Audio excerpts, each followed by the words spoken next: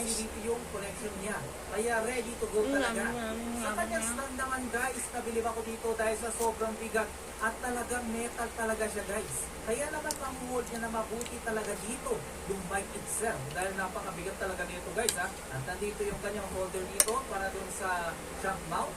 Adjustable ito guys, pwede mong i-adjust. At syempre ang kanyang USB Type-C dito na cable guys. Na end-to-end siya dito ay Type-C. At pwede ko rin i-convert ito ng USB guys. Dahil sa meron siya ditong built-in adapter guys.